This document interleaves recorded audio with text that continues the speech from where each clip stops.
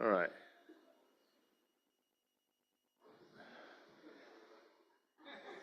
Let's see.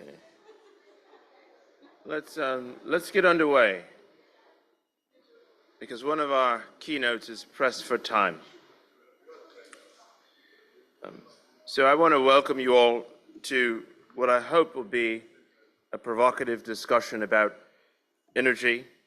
I'm Dr. Michael Dorsey. I direct and run something called the Walton Sustainability Solutions Service on the campus of Arizona State University in the US, on our Tempe campus. Close colleagues with one of yesterday's speakers, my friend, the provost, Peter Schlosser.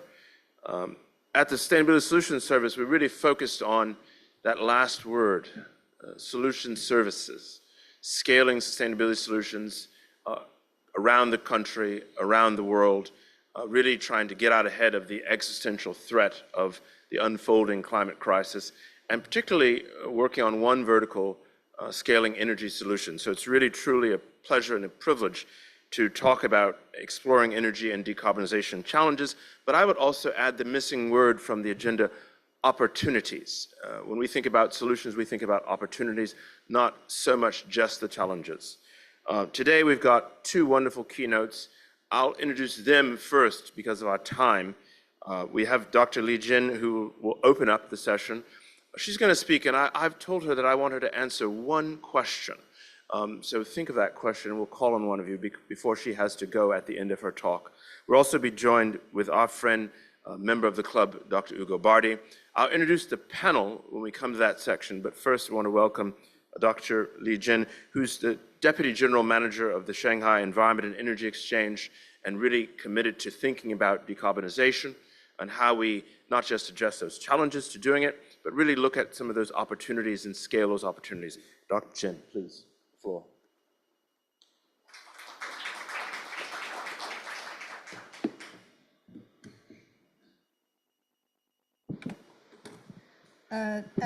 Distinguished guests, ladies and gentlemen, good morning. I'm very glad to be here and share my experiences in China's carbon markets. We know today's the topic of this forum is about the energy and efficiency and low carbon. So carbon market is an efficient instrument for reducing carbon emissions. And I come from the exchange and take part the progress of China's emission trading scheme from the very beginning. And first, I would like to introduce our exchange. Shanghai Environment and Energy Exchange is established in the year of 2008, and it is the first carbon trading platform with the largest trading volume and the most comprehensive service functions in China. So far, it's the trading platform for China's national ETS since the year of 2021.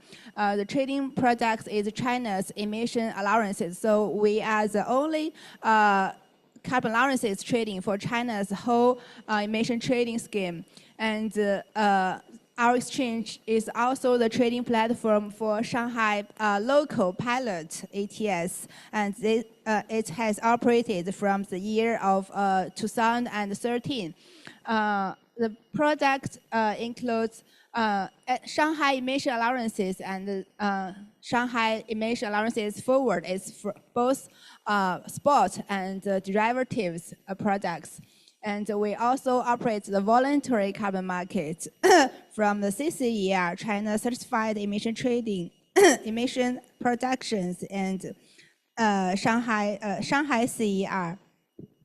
Other core functions of our exchange include policy and regulation design. We know that the ETS is very new in China, so we support the central and the local government to design the whole institution policy framework for the ETS and dual carbon targets. And we also design a series of carbon finance instruments and products since the market has operated. And we also do some standard construction capacity building for the market and also other low carbon services and institution frameworks designed for local government and enterprise. We know that dual carbon target is a long-term target for China, and China has has announced its carbon peak and carbon neutral target in the year of 2020. And the September of this year, President Xi Jinping also announced the NDC target for the year of 2035. It is that China's carbon emissions should reduce about 8 to 10% comparing with the year of 2030. And the renewable energy will also become 3 times. And China's national ETS will cover the high emission sectors in the year of 2035. So it's a new NDC target for China. So since the year of 2021, China has officially established 1+N policy system of carbon peaking and carbon neutrality institution, covering energy, industry, transportation, agriculture, finance, and other sectors. And there are also a series of supporting policies like finance and other supporting policies. So emission trading scheme is a policy tool based on market mechanism to control carbon emissions. So it helps to reduce the cost of the whole society and gives the enterprises more choices to reduce their carbon emissions. For the development of China's national carbon market, it started in the year of 2011. At that time, China's NDRC has announced and designated 7 ETS pilots, including 2 provinces and 5 cities like Hubei province, Guangdong province, Shanghai, Beijing, Tianjin, 5 cities. And after 2 years of preparations, 7 ETS pilots have launched. And like Shanghai is one of the ETS pilots, and it has operated for almost 12 years. And in the year of 2021, China's national ETS was officially launched. And in the year of 2024, China's new voluntary market, new CCERs, was officially launched. So this on the left is the framework of China's carbon market. This is allowances market, means a compulsory market. So we have national ETS and pilot ETS. This is for voluntary market. We have national CCER and the local voluntary market. So it's different framework and different markets which runs in parallel. For the brief introduction of China's national ETS, for the past 3 years, past 3 compliance cycles, it has covered the power sector only. About 2,200 power companies have been recovered by the China's national ETS. And since this year, the coverage has been enlarged to the 3 new sectors, including steel, cement, and aluminum sectors. So the whole coverage has enlarged from 5 billion tons of CO2 to 8 billion tons of CO2. The right table shows the overall spot trading status of China's emission allowances. It has operated for more than 1,000 trading days. The trading volume is around 756 million tons, and the turnover is around 51.2 billion RMB. So the average price is around 50 RMB to 100 RMB per ton. For the administrator is the MEE of China. It is Ministry of Ecology and Environment. The trading platform is our exchange. For the policy and regulatory framework, we have the first specialized legislation in the field of addressing climate change. So it's especially focused on the carbon emissions. It was published last year, and it gave very strict penalty for emission data and for non-compliance actions. And we also have other measures for the ETS, like China's ETS measures, and we also have the allowances, allocation plans, and related notices every year, and MRV methodologies, and also trading rules for the whole market. So we have a very comprehensive policy framework for the whole ETS to support the operation of China's ETS.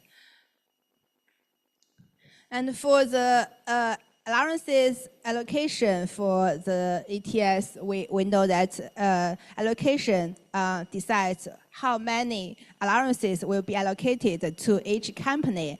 So we have different methods such as free auction, grandfathering, benchmarking. But in China, in the national ETS, first we use a free allocation based on benchmark for power sectors, because power sector has very good database and very unified products, including electricity and heat. So we give the power sectors free allowances based on their benchmark.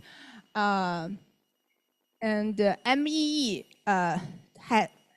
is responsible for deciding the allocation methodology, and the local authority will help support the MEE to calculate the allowances for each companies in their allowances.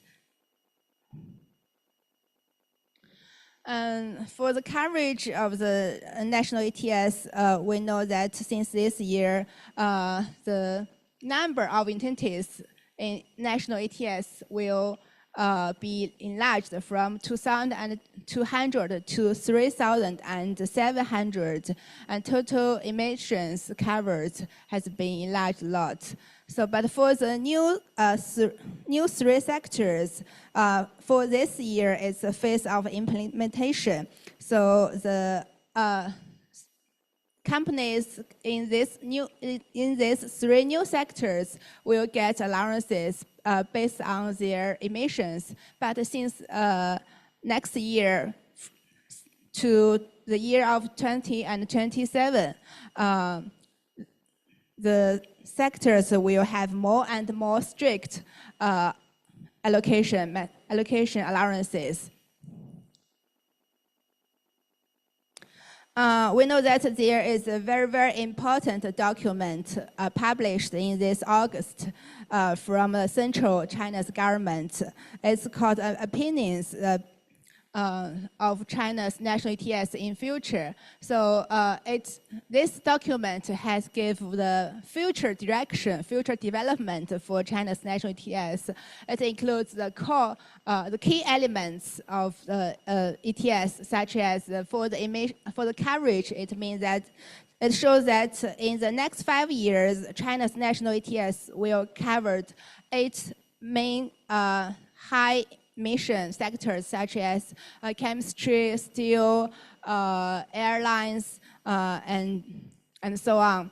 And for the allocation, although we only have free allocation so far, but we have more and more auctions in future, and give more and more tight allowances in futures.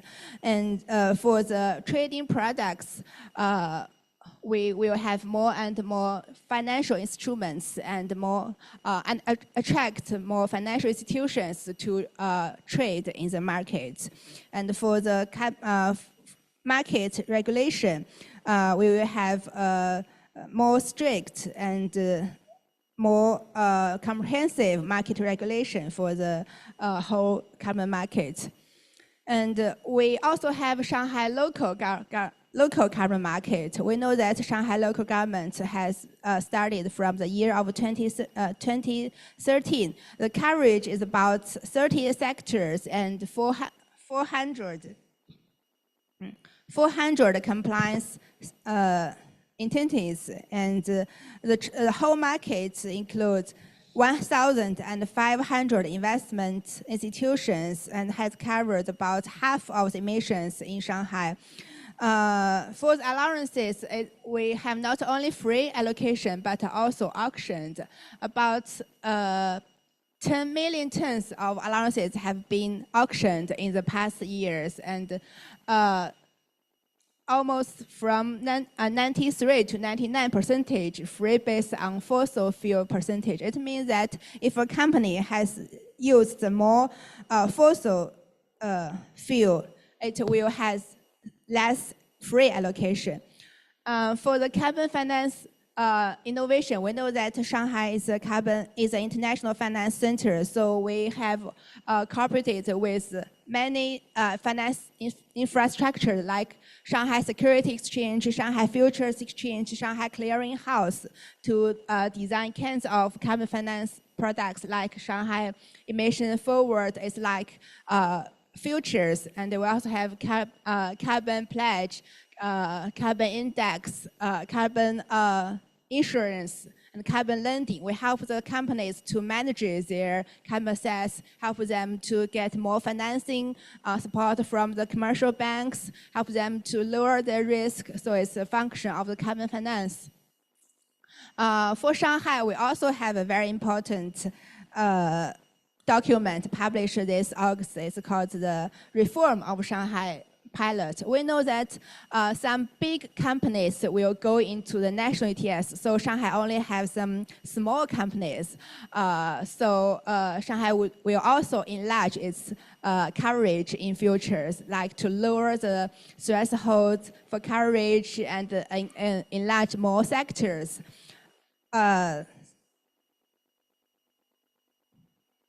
And we also have Shanghai local voluntary carbon market. It's called Shanghai Carbon Inclusion, or like individual emission reductions.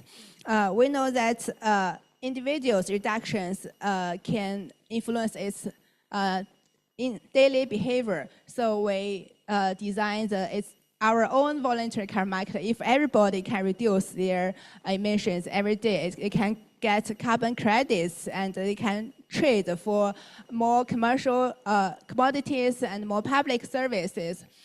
So far, this is an electronic platform in Shanghai, and we have covered some scenarios like public transport, like new energy, like some ecological area, so people can get their own carbon credits and for trade some small gifts or coupons or red pockets. So we have some commercial banks or security companies or internet companies to provide those coupons. Oh, okay. So that's all my introduction. Thank you.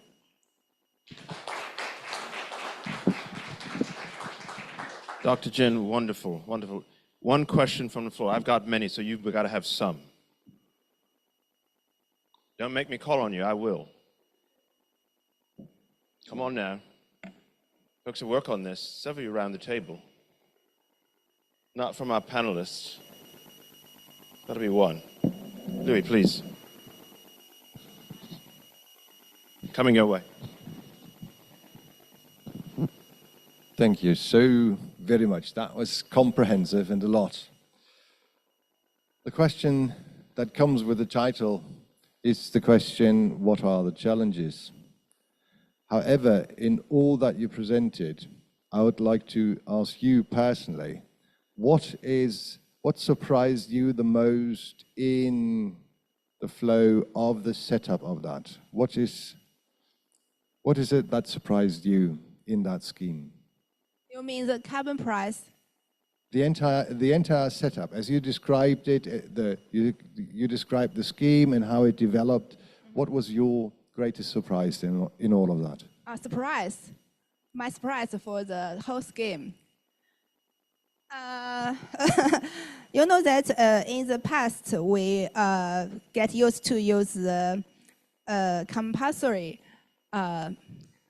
policy tools for reducing emissions because we give the standards or close the small factories to lower the emissions. Now we give more flexible ways for the companies because they can reduce emissions by themselves or they can choose to buy carbon allowances in the market. So I think it's transition for both the government and the business sectors. For the government, they change their management ways because before they only need command and control instruments, but now they need to use the market instruments. Market means they give a whole framework, but they need to monitor the price and monitor the market risk and following the price, whether price is good, well functioned.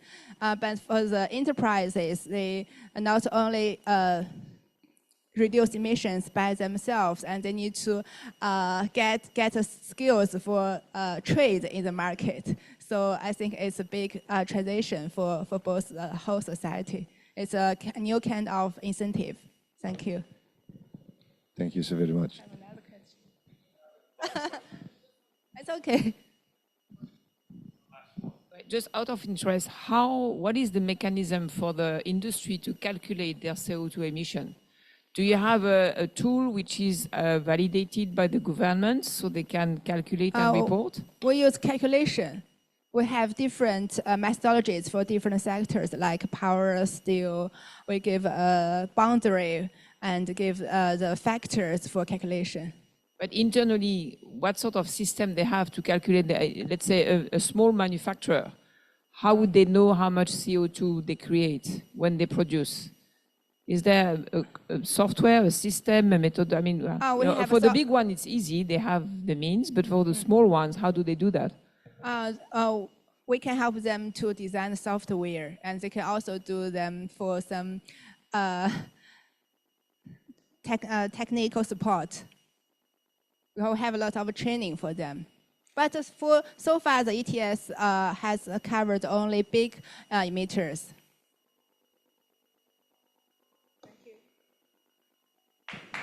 Thank you, Dr. Chen. Thank you so much.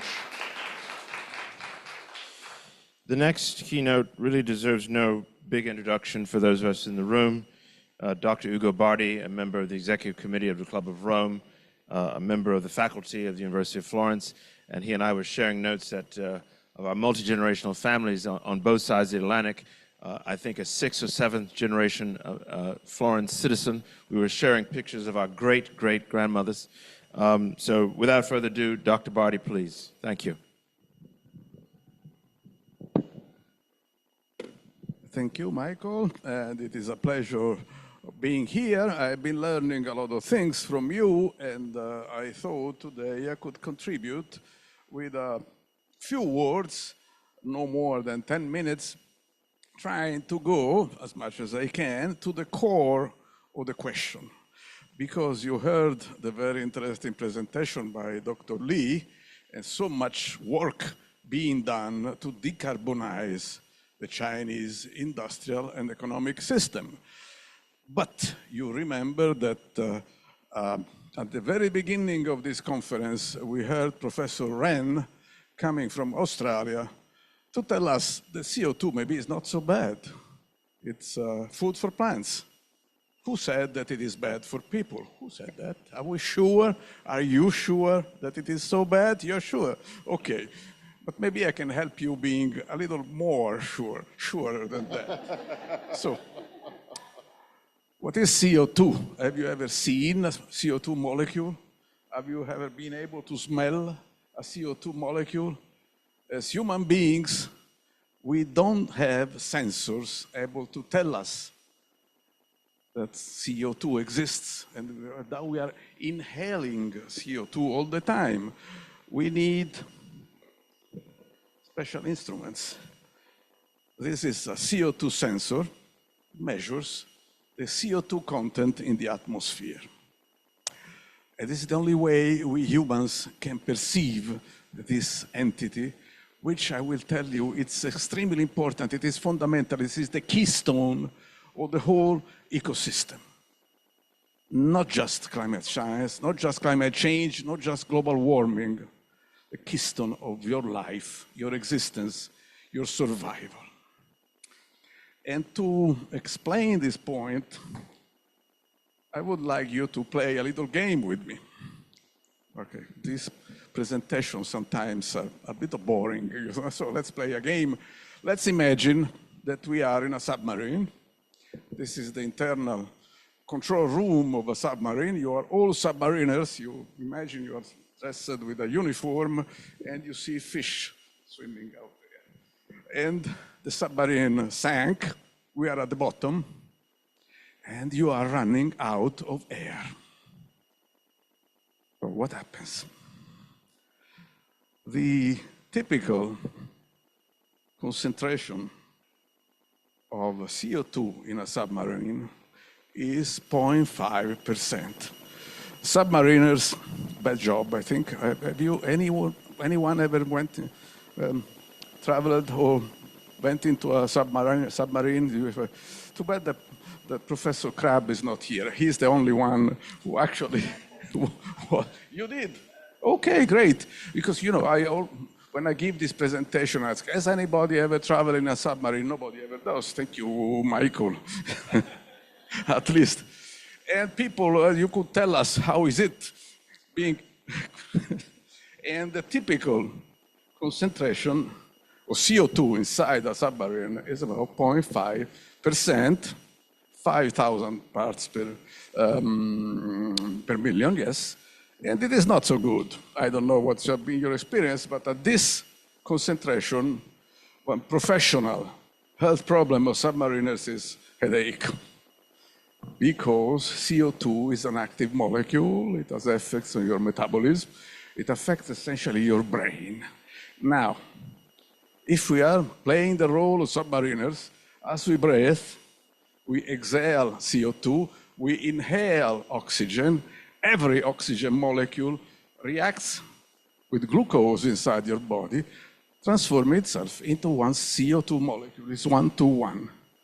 So, as you breathe, CO2 grows, oxygen goes down, and you go to 1%, 2%. How do you feel? 2%. Don't feel so good. You don't smell anything, but you don't feel good. 3%, you start feeling sleepy, work like a zombie, you know.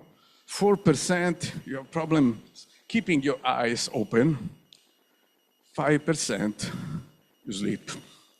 Thank you, Chen. Would you demonstrate? You sleep. 5%, if you stay at 5% and nobody rescues you, you die. So it takes a little, not so difficult. 5%, is it a lot? Is it a little? 5% is sufficient to kill you. And I wanted to introduce you to this question. 5% CO2 is sufficient to kill the submariners, but the point is that I'm asking you the question. You still have 16% of oxygen, which is a lot. You would tend to think, well, what's the problem? What's the problem? I still have 16%. I lost only 5% of the oxygen. I can just breathe faster, and then everything will be fine. No, it doesn't work that way, because inside the submarine, or anywhere you have a lot of CO2, you die not because of suffocation, not because of asphyxiation. It's not lack of oxygen. It is CO2, which is a poison. CO2 is a pollutant. It affects, essentially, your brain. Affects your brain. It's a little bit complex. If you like, I could tell you a little more, but you probably need to know a little chemistry. Not so difficult, but anyway, your brain is extremely sensitive to CO2, very sensitive, because CO2 is, among many things, it is an acidic molecule, and your neurons working in exchanging ions at the synapses depends on the acidity. And it is sufficient, a little CO2 to affect that. With 5% you die, with 0.5% you have headaches and you don't feel very well. What is the limit? What is the point at which CO2 is harmless? Which planet you would like to live? Claudia, it's a very interesting subject of science fiction. And the data are there. I'm not telling you anything which is not known. The data say that you start with a reduction of your cognitive abilities. Your brain slows down already at around 800 parts per million, so about double what you have outside. And just to let me showing you, we are now 791, which is good.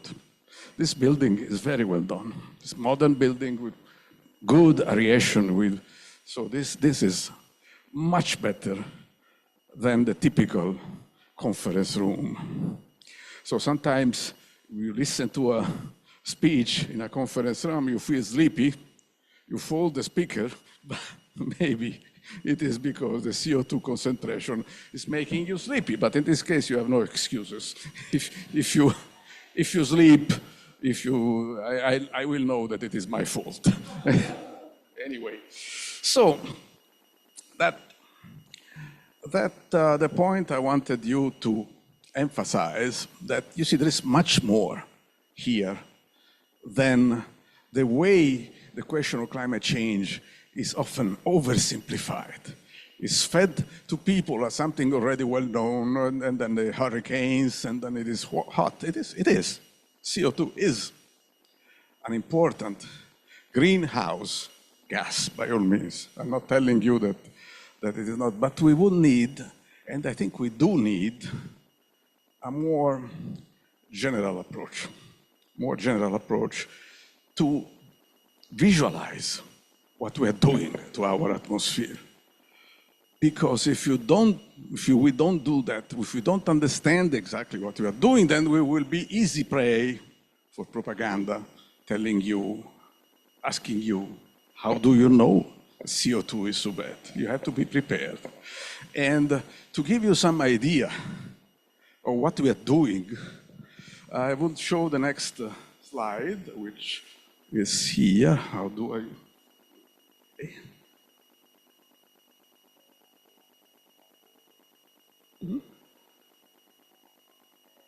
Okay, just to show you a different view of ecosystemic change, not just climate change, but ecosystem change, what we are doing to the ecosystem. This is nothing unknown, but not seen normally. It is a wide sweep of the whole Phanerozoic eon, the time of life on this planet. And Claudia, you know these things, right? And you see that we humans appeared here at a very high ratio of oxygen to carbon dioxide. This is the point of evolution of Homo sapiens. And now, with our emissions, we brought the oxygen to carbon dioxide here. This place here is the age of dinosaurs. The dinosaurs, we're going very quickly. If we keep going like that, we're going back to dinosaurs. which may be nice, maybe. So you would see a Tyrannosaurus Rex go out of the window, but with the best of goodwill, apart from Hollywood, the dinosaurs were not very smart. And my opinion is that they were not very smart because they had troubles with oxygenating their brains. We have this gigantic bulb you have in top of your shoulders. You have ever thought how big this thing is and how difficult to send oxygen to? It takes very little. Be very careful because it takes really nothing to starve your brain with oxygen and then you die, or worse. So I have at least one colleague who maintains that the end of the dinosaurs, the asteroid or whatever you have, was here because something like this happened. The dinosaurs were not boiled, were not frozen, they were suffocated because of a CO2 spike, which could happen now. This friend of mine, who is an ecologist, he says, you know, it is very dangerous what we're doing because CO2 is deoxygenating the oceans. The plankton is the major source of oxygen. If we kill the plankton, oxygen goes down, everybody dies. And so it could be worse, but no, I don't think it can be worse than that. So just to make you happy. And then Claudia, you can think of a science fiction of what happens afterwards, and new living creatures. And so last slide, finishing. How do we do this? Last slide. No, sorry. We conclude that we need a more holistic view of what we are doing because CO2 has at least 5 effects on the ecosystem. Climate change, human health effect, ecosystemic effects, ocean acidification, and plant growth, which may be a good thing because plants grow faster, but it is like saying that sugar is good for your health because it makes you fatter. A friend of mine says it's plant obesity. You're making plants obese and you think it is good. I think not. Anyway, it tells us that we have to do the things we're doing, fortunately. There is no contradiction. We have to do it faster because if we see things the way they are, the whole thing, we have to go fast. Fast with electrifying, fast with decarbonising, which is all the thing that China is doing, so it is perfectly good. We have to go faster. Unfortunately, Dr. Lee left, but they said they reach carbon neutrality by 2060, too slow. If we want to avoid a disaster, we must go faster. For the time being, I suggest you to keep your windows open, breathe fresh air. Maybe the next conference we keep in a forest, we will have more oxygen, and don't believe the lie that CO2 is harmless. And thank you for your attention.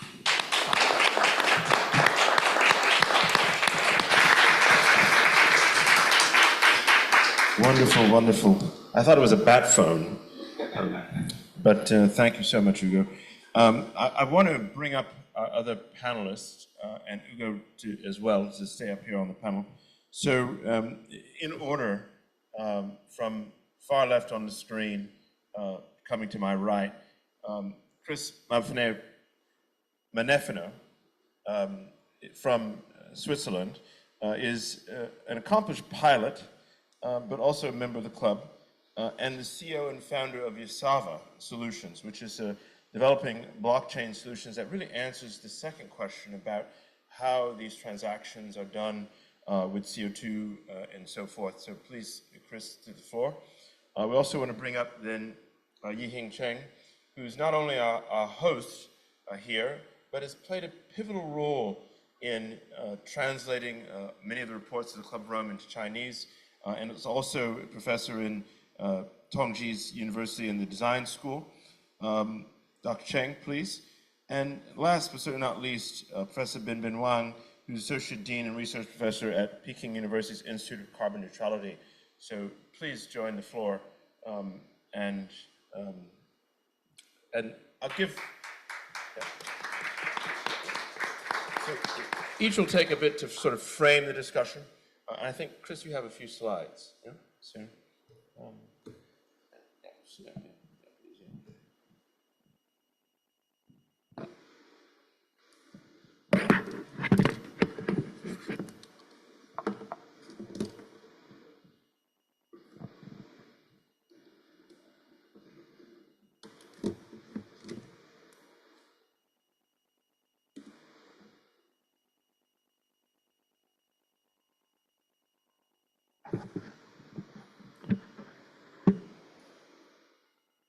Good morning. I think we've had some very interesting conversations, and I think I would like to bring it down to a simple level that we can all feel. We were talking about the carbon markets initially. We were talking about the fact that CO2 is bad. We're talking that CO2 is not good for you. So let's see how that works. Ugo, you said about visualization. We can't sense it, we cannot smell it. So I'm going to do a very quick exercise where I'll show you what the effect of CO2 is, the effect of the carbon sinks, the planetary carbon sinks, how a company can now effectively use the emission footprint that they have calculated and actually emission balance that or carbon balance that with a nature-based carbon sink. So it's going to take about between 5 and 10 minutes. So first of all, this is the emissions that we had in the year 2021.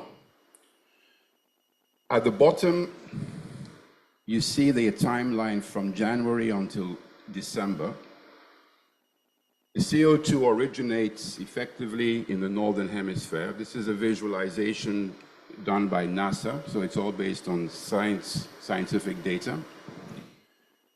And what you see over here is the effect of carbon sequestration, both on land and sea, by the marine carbon sinks, the oceans, as well as all the forests and terrestrial carbon sinks. The green dots that are pulsating is effectively the sequestration that is happening through the nature-based carbon sinks.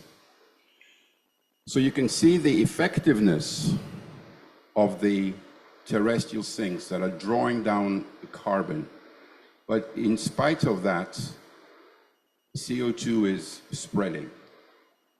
The red column here are the forest fires.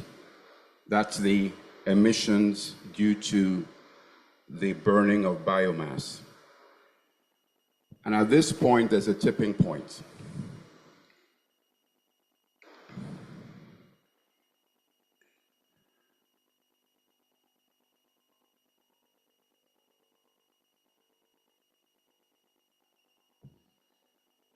So what do we have? Net. This is the fossil fuel emissions. Drawdown of carbon, the oceans, burning of biomass, and net, we have an increase of 2 ppm parts per million in 1 year. That started out at 270 in pre-industrial times.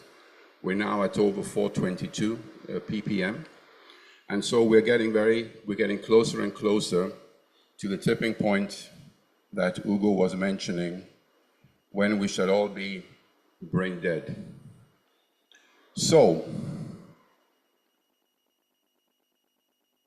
when we now take a look, and I'll do an example, for some of you it will be small print, but what we're going to do is we're going to put in a hypothetical CO2 emissions in metric tons of a product, a factory, it will calculate what the carbon footprint is, because CO2 is not equal to the carbon. You can put in your balance ratio, and it tells you how many units of carbon that you would need. So if we put in, for example, 5,000 tons of CO2, that equates to 1,363.64 tons of carbon. That has to be drawn down. If I put in a balance ratio of 100%, it shows me that if, let's say, in our account we have 500 units already bought, with the 500 units bought, you can achieve a potential balance ratio of only 40%. It means that you need to purchase more carbon capacity, sequestration capacity, to achieve that. And if for some reason we already have, let's say, 5,000 tons, or let me say 1,500 tons, then you can achieve a balance ratio of 100%. But if you want to say, no, we want to do more, we want to have a balance ratio of 150%, 1.5 times, there you can see you can't achieve that. You can only achieve 114%. So once you know how many carbon units you would need, you would then be able to effectively go on to what we call the Oxyplorer, and you can explore and identify the carbon sinks that have been put onto our system that you can home into and see whether they have capacity for purchase. So there are different criteria that you can say. So here, for example, I'm saying I would like to get a landowner converter. I can put in different regions here. I can select the type of carbon sink, but let's just say we're interested in the SDGs. We are a company that wants to be affiliated with certain SDGs. So let me put in good health, quality education, and gender equality. You can click on search, and at that point, the system goes through the entire database, and you can see there are certain land registries that are there. What we're doing here is offering a solution to an ETS that is both transparent, simple, and is science-based. So if we go on to, for example, this one, this is a place called Puca in Honduras of an indigenous people. And here you can see these are the SDGs that are affected. They have 416,000 Gaias available. We can now get more information. So here the information that is obtainable shows you effectively anything that you want. So first of all, it zooms in to the carbon sink itself. And you can zoom in to quite remarkable levels. Let's say we want more additional information. The additional information gives information, first of all, of the people, the land description, the projects that they're doing. If we go down, you can get information on the SDGs. You see that, if I can do that here. Yeah. So here you can look at the SDG profile. This is the SDGs that are covered. There's an SDG program report. We're acting as a company now that is trying to carbon balance a particular emission footprint. This is this is in Spanish, so it's in the original language. And here you can look at the information that you would be interested in. And this is a PDF that can be downloaded for further exploration. If you're interested in this scientific data, we can look at the scientific data here. And this is satellite-based data where we measure the frequencies of photosynthesis or light that is linked to photosynthesis. We get the above ground biomass, the carbon, below ground organic or soil content. We have a lot of, I won't go through all these details, but there's a lot of information here that is accessible, even bioindexes. We also link to the SEEDS program, the new research program at the ETH in Zurich. We get information about water. If you want information about the people, then you can also get information about who these people are and what they are doing.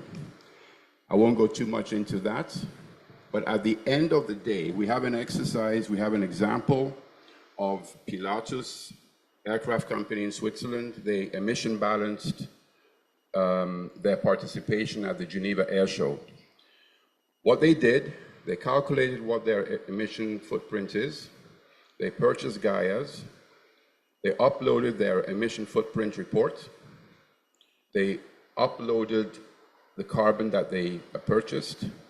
The system generates a carbon balance report, a carbon balance certificate, QR code that gives you access to the entire data. What we then found out is that the QR code and giving access to all that data is an overload for most people. So we developed an AI interface, and the AI interface allows you to verbally request the data that you want. So what this is that the guests that came to the air show could scan a code and you could interact with this thing and you could ask questions. So let's see if this works. So if I go here, as a matter of fact, I'm going to ask Michael to ask a question. I'm going to hit the mic button. So anything you want to know about the carbon footprint, whatever it is, of Pilatus. So Tell us about the carbon footprint. say it again. Tell us about the carbon footprint. And that'll be the last time you have to tell it yourself manually. Tell us about the carbon footprint. No, you didn't. Tech and development. Hold on a second. It's going to give an answer. Let's say what it says.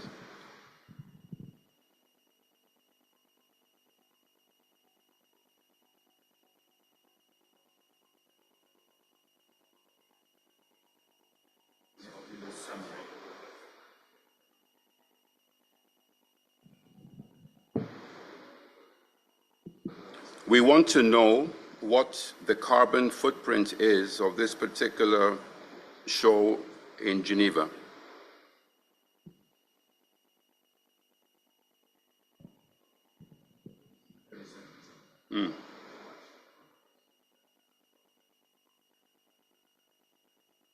The Pilatus EBC 2024 event at Palexpo Geneva generated 7.84 tons of CO emissions balanced through 110.01 tons of Portuguese forest sequestration, creating 382.65 regenerative abundance.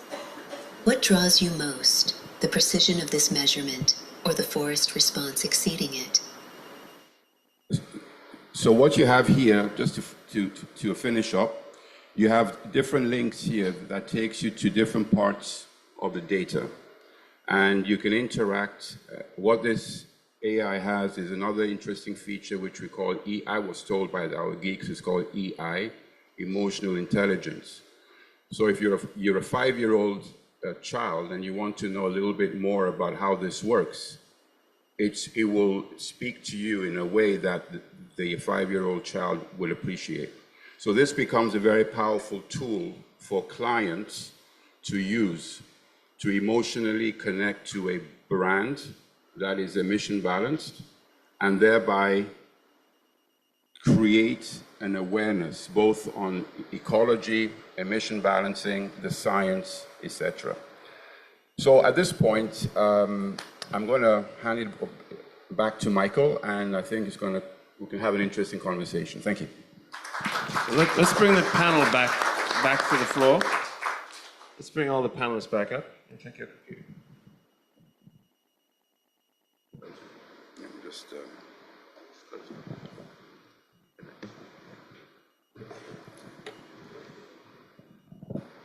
So I don't need to do the introduction again.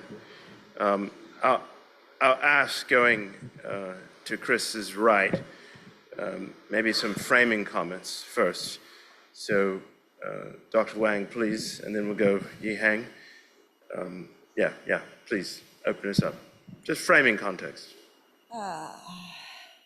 I think this panel is talk about energy. We come here to explore like decarbonization, but the conference of this, the whole conference focus is humanity, reconciliation. And if so, can we ask us a deeper question? Is this kind of energy transition is only a technological substitution? So I just threw this question out for more answers and reactions. Dr. Chang, please. Okay, since Dr. Li Jing already left, I would just try to supplement what she was talking about on the emission trading and ETS systems, etc., etc. It is still very little if you compare what is trading now in China and carbon emission. That's about 700 or 800 million tons. And the total emission of China is about 12 billion tons. It's a piece, but you have seen that the framework is there. Basically, then the next question is, for a rapid carbon dioxide reduction, you need really a disruptive thinking. This is what Ugo is asking. China has to do more. So now the other question is that only doing on the higher level in the management or even the policy, but what is really affecting the industries? I'll give you an example. While I'm still doing some consulting job, although in the chemical industries, although I'm trying to get rid of that. So in the age of 70, I'm still useful. Sometimes you just feel good somehow. I was consulted to a company. I'm actually still a consultant to the company close to, not very far away from Nanjing and Shanghai. It is 200-300 kilometers away from, in the middle. And that company is doing from cracking and from cracking to ethylene and propylene, etc., etc. So they are asked, they are doing good. Basically, they're making profit. In the very bad or very difficult economic situations, they are still making profits. And they are asked, because next door is actually a power station. And the power station have 4,000 megawatt. This is very, well, it's reasonable big size. If you look in the world, basically this kind of 4,000 megawatt coal-fired power station with supercritical or supercritical possibilities, that is actually one of the modernest power stations. You can say that, coal-based. You estimate how much carbon dioxide can that generate. So usually we calculate in 1,000 megawatt coal-fired power station will generate 8 million tons of carbon dioxide per year. And this company, which I'm consulting, they are asked to do something for 200,000 tons of carbon dioxide. They will receive this carbon dioxide free of charge down to the battery limit, which means their factory, and the company is asked to do something. to reduce that 200,000 tons. When? Next year. And Dr. Li Jing is saying that it used to be allocation of carbon dioxide emission, right? And it's changing to a free market-oriented trading. And of course, the reduction is now allocated to do something from the chemical industries. This is what I'm trying to tell you. China will be not very fast moving, but they are doing something. And this is what I try to raise such things, which maybe just supplement to what Li Jing is saying. For me, we are talking about the Earth-human reconciliation. We look at the energy map, what China has. It used to be, or up to today, 70% of the energy is coming from coal. And maybe around 15% is coming from the hydraulic. And about 10% is renewable energy, that's solar and wind. Although they have been exploited many places, almost exhausted many possibilities already. The space are fully occupied with solar panel, etc. Then you have about 5% of nuclear. And this will change because with this, you still have 12 billion tons of carbon dioxide, if you remember the figure. So how to do that up to 2050 and even 2060? Is that possible for them, for China, to reduce down to neutrality? Of course, difficult. But the only thing that you can do is try to extrapolate a bit on this energy map.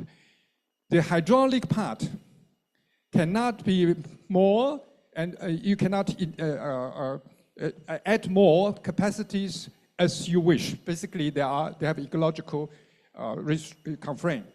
And which is what is new. For example, we heard that about Nujiang in the day, a couple of days ago in Shanghai. But what we also hear, that was stopped. But we also hear the Yalu Zangbujiang, the new river or new water hydraulic power station is now in place. And I checked on the ChatGPT, that will improve 2% to 3% of the energy. So that means 15%, maybe some of the old capacities may reduce. So 15% hydraulic is maximum what you can do. And let's say the solar or wind energy renewable from today's 10% can increase maybe to 15% or 20%, or maximum 25% if you increase the efficiency, etc., but not more. You can't use, let's say, 30% or even up to 50% for the total energy. And what happened with the fossil fuels? The fossil fuel will not be treated as fuel anymore. Fossil will be a kind of raw material for hydrocarbon supply. At the end, we call that coal polygeneration. At the end of the coal polygeneration, you still have around 30% energy coming out from the rest of utilization of hydrocarbon or fossil fuel. So the rest of about 30% all come from nuclear. It's a must. And China is doing that. And China has all the possibility to do that. So I'm confident, just from what I just tell you, that is, but doesn't matter, that doesn't mean that the psychological, the societal psychology can receive that. That is actually our main topic today, talking about Earth, humanity, reconciliation. So in the same time, you rely on the technology. On the other hand, we have to see how that can be adopted, and also the society can be adjusted. Thank you. Before we go to Ugo, I want to go back to Professor Wang. You've been looking at UNFCCC processes for a long time. Where is that process in the decarbonization effort? Can you talk a bit about that? Yeah. So my first COP is Copenhagen. And at that moment, inside China's government, there is a tone that climate change is a trap of US for China. And then 10 years ago, I was in Paris, witnessed Paris Agreement, there, and I think I witnessed the brightest side of human. At that moment, inside China government, they are struggling. What's the difference between carbon neutrality and net zero future? So many different words, terms, jungles from the Western, they cannot understand it. And now, 10 years later, we all can see, wow, China really now is the #1 for renewable energy investment. And as Mr. Chen mentioned, I think you explained very good about China. But here, I come here, not want just see good words for China. China is great. I think you heard a lot of these things from China. And you also heard of a lot of blame words from the other countries about China. I don't want to talk about this kind of, disagreement. Everyone can have your own perspective. I come here, I want to talk about, like just now, Uger said, a very interesting point. CO2 is the birth of life. So I also want to challenge, because it's a deep question in my mind, fossil fuel, whether fossil fuel is really a bad guy. When we mention renewable energy, we mention it's clean, it's green, because it's from the sun, it's from water, it's from the wind, it's from our nature, it's a gift from nature mother. But when we talk about a fossil fuel, we call it dirty, it's dark. But it's also from nature mother. It's a fuel of animals and plants. So this is the question. Then what happened? Why? They are all the gifts of nature mother. Why fossil fuel caused climate change? And now we focus on renewable energy. We are so excited. We are so excited with AI, although just now AI cannot give us a very quick response.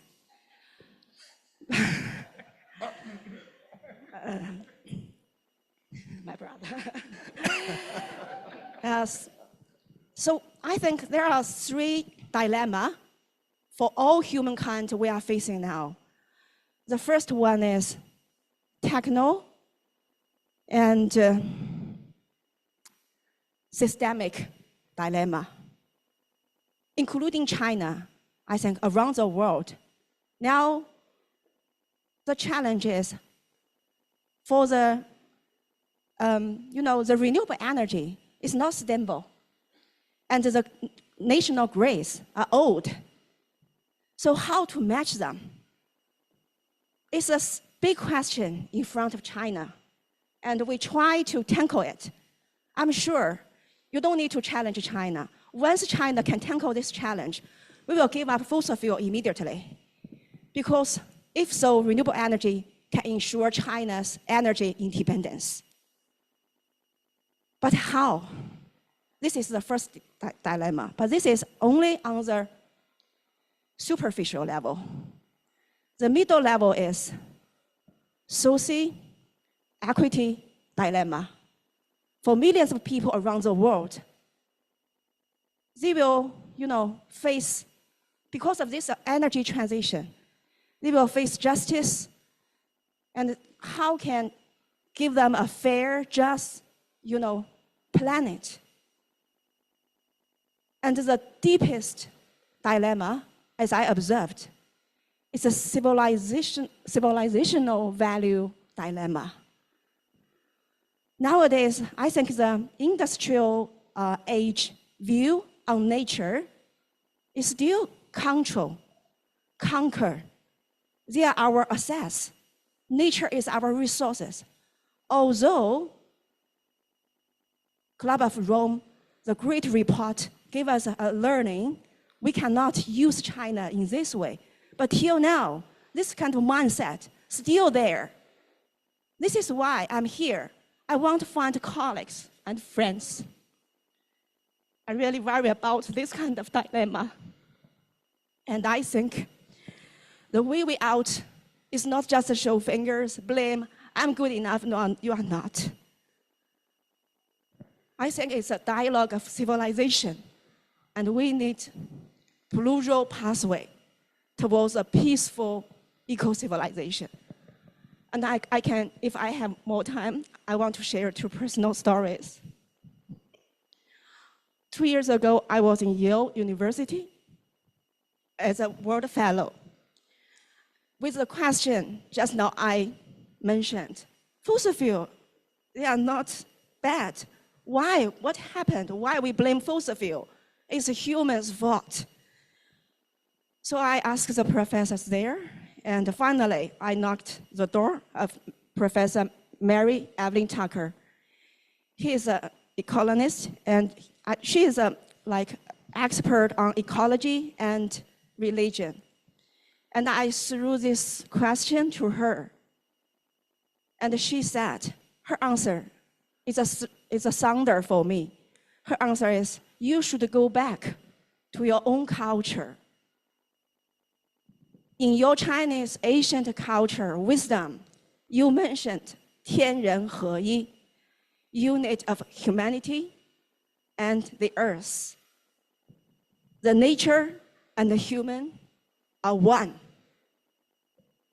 And she said, this is your destiny. At that moment, I feel a strong, reconciliation between the West and the East. And then the second story is about here. This is also why I come back here, Suzhou. When I back from Yale, this kind of calling always question myself how to set up bridge between ancient wisdom and modern challenge, but not always look forward and build on new things, what we can learn from our ancestors. And this February, I visit here. The mayor of Suzhou, I share this new idea, if we can call it as new, ancient wisdom for modern challenge. And I try to explain, but it's a bit philosophy level, and he cannot understand. But finally, he gave me a case. He said, oh, I repaired my riverside family house. When I opened the foundation, I found inside it's not the concrete, it's the shell from the river. And it's because the shell inside the foundation, the air can flow inside the foundation. And this kind of space made of shell keeps the warmth in the winter and the coolness in the summer.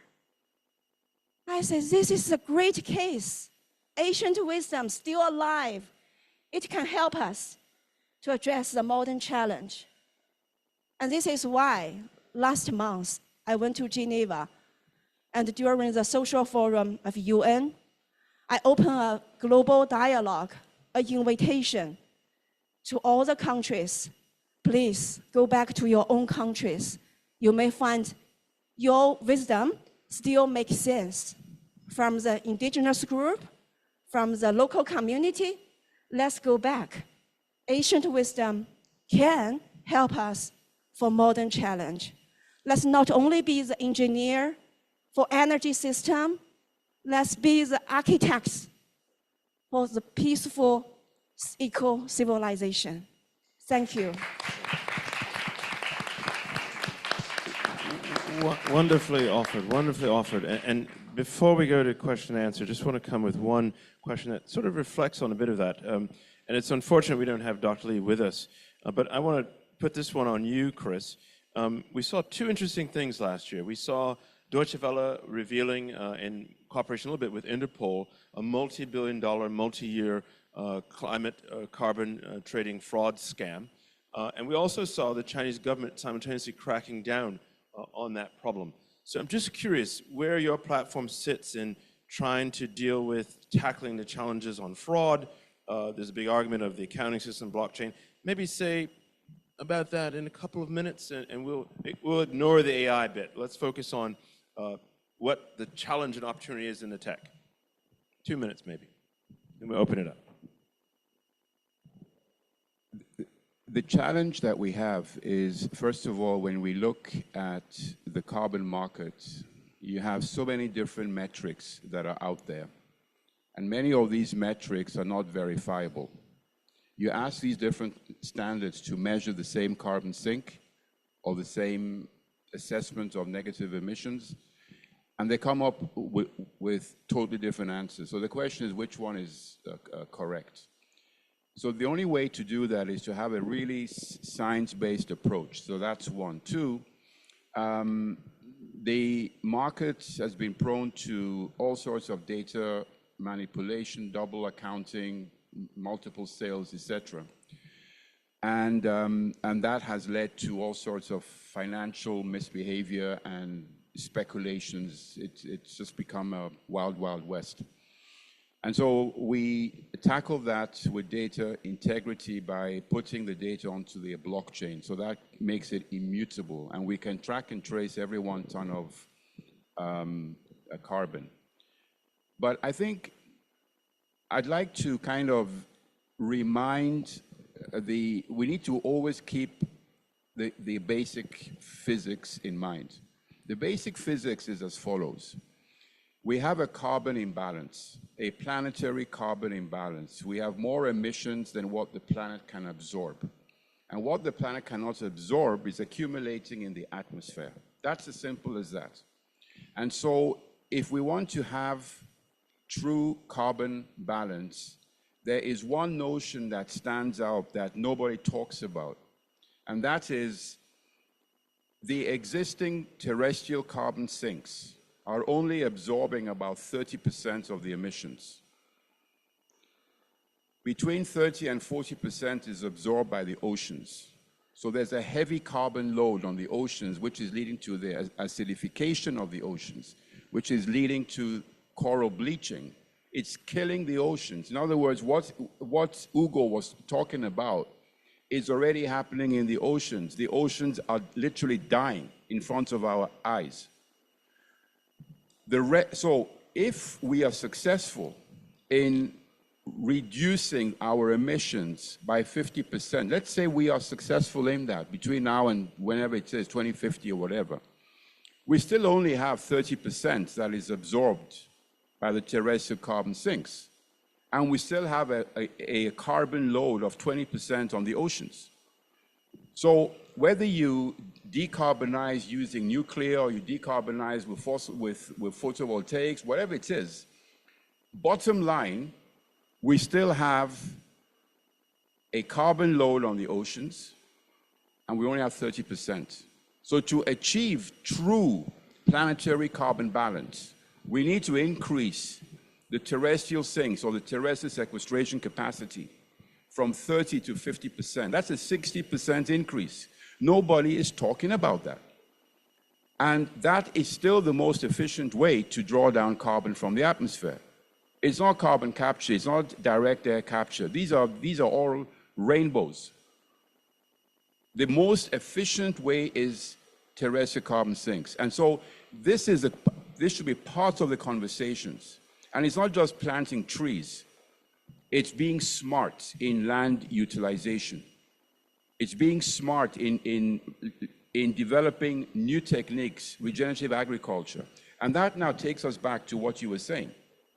When we look at the traditional systems that we have in our different civilizations, the solution is there. Because that's exactly the way nature works. That's exactly the way our forefathers worked. The ancestors that we all are children of. And so we just have to go back to basics and not lose sight of the forest because of the trees. And so this is something I would just like to emphasize. And to your point, I think it is highly unfair that the West is constantly pointing fingers at China and saying China is the cause of is the root cause of all evil, the emissions and everything. How did the West reduce the emissions? By outsourcing production into China. That's the thing. And who are the beneficiaries? Who are the beneficiaries of the emissions? It's the end clients who are purchasing the products that were built and produced in China. So we should be very careful about that. And the only way we can achieve true civilizational solution is to achieve the ecological civilization by us thinking together as one species on one planet. We're all in the same submarine. This is effectively the submarine that we're in. And we're only going to solve it if we think as one crew. So this is one of the things that we need to do, and I'm very happy to engage in a dialogue with you and see whether we can really combine sources, share experiences, and see how we can work together. Because this is the only submarine we're on, and we're at the bottom of the ocean, right? Let's turn it then with the last 15 minutes to questions around the table. I see one here, and a mic behind you. Thank you. The question is go to Chris. I just browsed your website, and I'm wondering because Kyoto also already have a carbon trading platform established, and also we already have tons of carbon offsetting companies or NGOs providing those opportunity for people to buy offset credits. So where does money go if those money didn't go to produce the sink that you mentioned? I totally agree that we need to build those sinks. Are those things different from the trees planting, replicated in different areas, or they have to be congested in one location to have that result? Because I just want to know the difference from what you propose and what have done earlier. I want to understand the difference. The first thing we need to recognize is what is actually happening now. We put a lot of emphasis, there's a tree planting program going on. I'll give a very simplistic example. We all know the company IKEA, right? I'm not pointing fingers at IKEA, but I'm just mentioning that because we all know about them. So the supply chain of IKEA starts somewhere in a forest, right? So somebody has a forest, a carbon sink, and according to the Paris Agreement, existing sinks that existed prior to 2015 are excluded from carbon trading. So an indigenous people, a rural population that has an existing forest, the only way that they can monetize that is by cutting the trees, by destroying an extractive process. Now, they sell that tree ends up being a table or a cupboard that you can purchase in IKEA. IKEA now says, let's do something for the ecology, and they plant some trees in their parking lot. Those trees, according to the Paris Agreement, were now planted, after 2015. So IKEA can now claim carbon credits on the trees in the parking lot. But in the meantime, we've lost more of existing effective sinks than all the tree planting programs put together. So we're losing. So what I am proposing is that we need to scientifically be able to, basically assess what is happening now. What are the national carbon assets? Food for thought. The African continent, which I think I mentioned the other day, so I won't repeat it again, but this is tremendous value that is happening right now. But nobody is talking about that. And we're losing this. So that's one of the differentials, amongst many. All around the room. Louis, pass the mic down. Yes, thank you so very, very much for all the inputs. And what I'm taking away is certainly that the entire scheme is fraud. Fraud from the very beginning to the very end.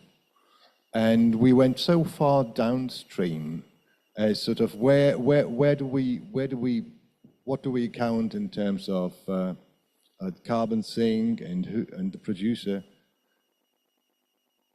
Why didn't we go upstream? I mean, where the fossil fuels come out of the ground, to tax or intervene there where it comes out of the ground and can only be taken out of the ground if it's offset. It's offset in a way to eliminate its own existence in terms of investment in alternative ways of energy production, green energy, whatever kind.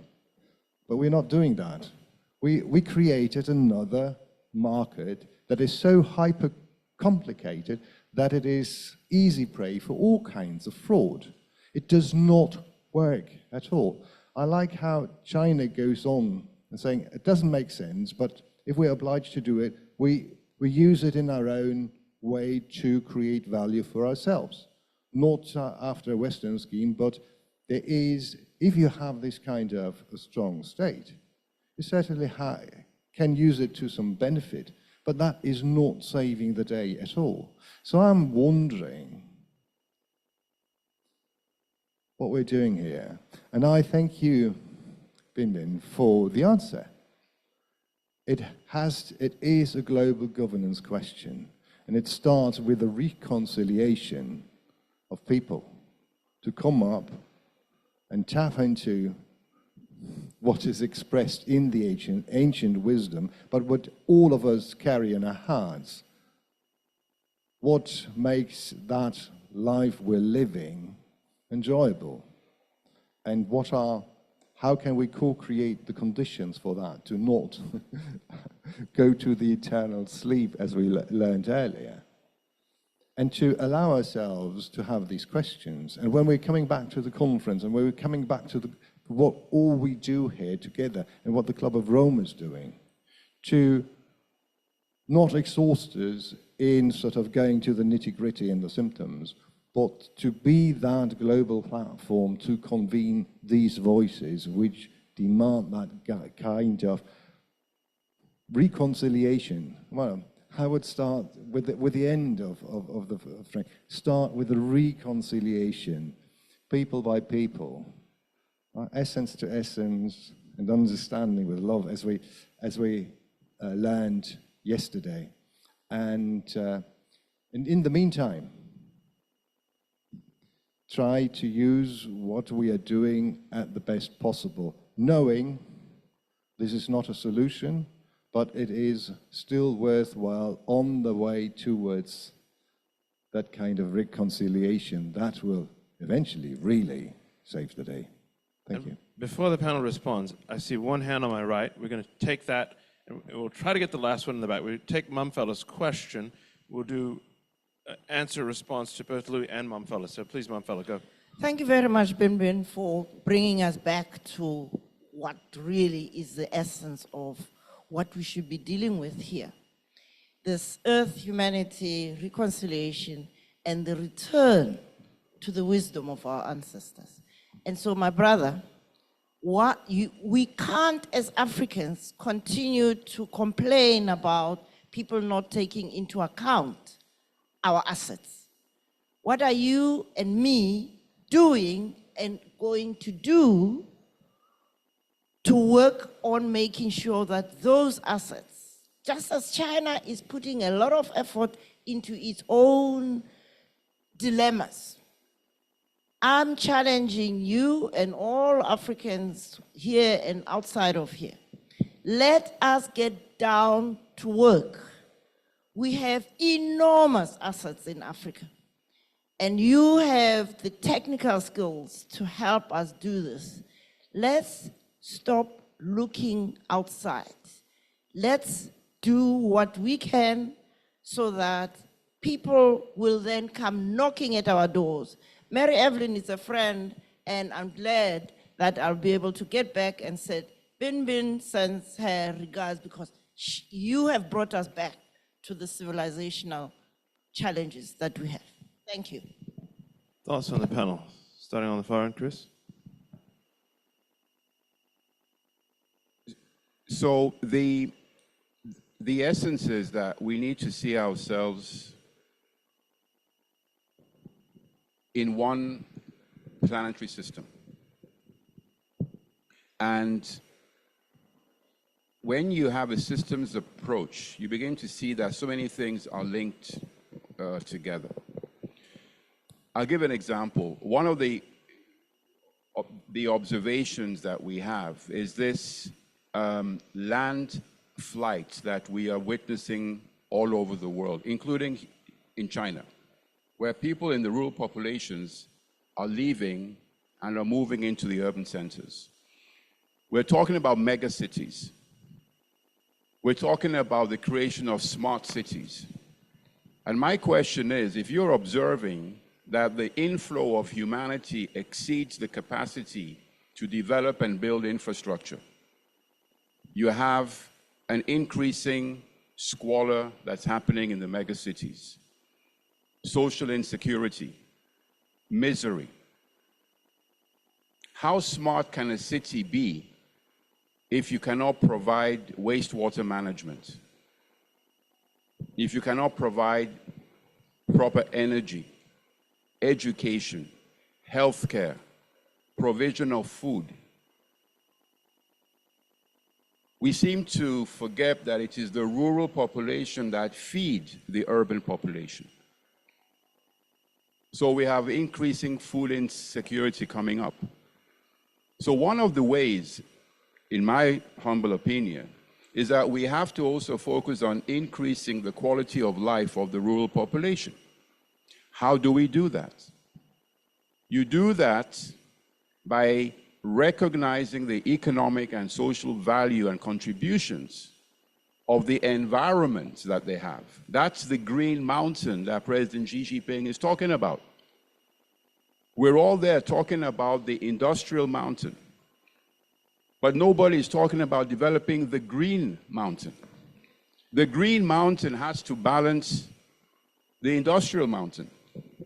And that brings us to the local indigenous Chinese concept written and explained by Lao Tse that was encapsulated in the book, the Tao Te Ching. The principles in the 81 verses of the Tao Te Ching that was elaborated by Chuang Tzu later on. It's all about balance. The perfection of the yin and the yang creates the perfect circle of the Tao. It's all about balance. And so this is where we need to work out. So one of the things that I'm trying to do is the empowerment of the rural population and have the revenue go directly. So one of the things, you can see it on the system, is that 90% of the transaction goes directly to the people on the ground. And they are empowered to do what they feel they have to do. Whether it is a provision of maternal health care, rural education, provision of pipe-borne water, they can now do that. And once that happens, there's no need to go into the urban centers because the quality of life is then directly impacted. So that is directly linked to emission reduction, balancing, ETS, and the cooperation between the industries with the rural population. All of a sudden, a lot of things begin to crystallize and move in the right direction. But we must always have a holistic approach and not be focused on national boundaries and be pointing fingers. We've got 1 minute, and so that's going to require some focus because I want to go down the line because Bin, you've opened us up really broadly. Yeah. So we may not get to that. We may have to take it in the round, in the coffee, over the coffee. So I want to go and close to take you to coffee because the last thing we should do is have the panel in the room stand between you and so-so coffee. So Bin, please, maybe wrap us up. First of all, thank you, brother, to mention yin-yang and balance in the ancient Chinese wisdom. But what I want to say that when I conduct research on Europeans' philosophy, I found Aristotle also mentioned balance. So it's not only in China, and I believe like in Africa's ancient culture, you also mentioned this. So it means that in our ancient wisdom, human, because at that moment we are small, nature is big, we know how to show our respect. And now we are big, we think nature is small, and we want to use it, and we want to conquer it. So this is the point. This is a point we need to go back to. Not like China, yeah, your culture, Asian culture is great. I should learn from you. No, please don't. Yeah, I think please go back to your own culture, set up your own cultural confidence, and let's co-create the plural pathway towards a beautiful civilization.